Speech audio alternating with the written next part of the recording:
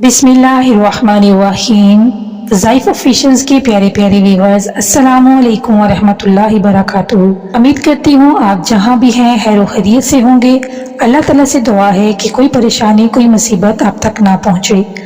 मेरे तमाम वज़ाइफ कुरान पाक की सूरतों से, नबी करीम सल्लल्लाहु अलैहि वसल्लम की बताई हुई दुआओं और अल्लाह ताला के नामों पर मुबनी है। इसमें किसी किस्म की शक की कोई गुंजाइश नहीं। कोई भी वजीफा शुरू करने से पहले हस्बे तौफीक सदका करें। सदका जरूरी नहीं कि बहुत ज़्यादा पैसों का हो, आपके घर में कोई भी चीज़ मौजूद हो उसको भी आप सदका कर सकते हैं। सदका करने से अल्लाह ताला आपके वजीफे में बरकत पैदा फरमाएगा और आप जिस भी मकसद के लिए करेंगे उसको कबूल फरमाएगा। आज का वजीफा बहुत ही मुजरब, बहुत ही खास है। आप इस वजीफे को अपने प्यारों के लिए जो आपसे नाराज हो चुके हैं उनके लिए कर सकते हैं। उसमें आपके वालिदैन, आपके बहन भाई, आपसे मोहब्बत करने वाला कोई भी इसमें शामिल हो सकता है, जिससे आप शादी के ख्वाहिशमंद हैं, किसी वजह से वो आपसे नाराज हो चुका है, तो इंशाअल्लाह ताला इस अमल को करने से वो जल्दी आपसे मान जाएगा।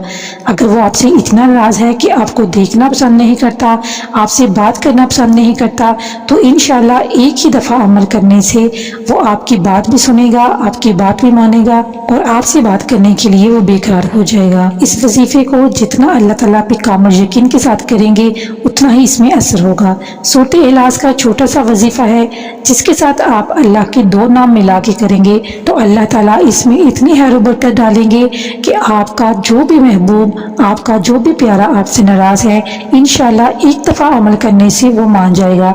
तो वजीफा करने से पहले हस्बे तौफीक सदका करें। उसके बाद आपने ये अमल किसी भी दिन से शुरू कर लेना है, किसी भी नमाज के बाद आपने ये अमल करना है। दिन में एक दफ़ा भी कर सकते हैं, हर नमाज के बाद भी कर सकते हैं। ज़रूरी हो तो आप इसको 7 से 8 दफ़ा भी कर सकते हैं दिन में, लेकिन एक दफ़ा ही इंशाल्लाह ये काफ़ी होगा।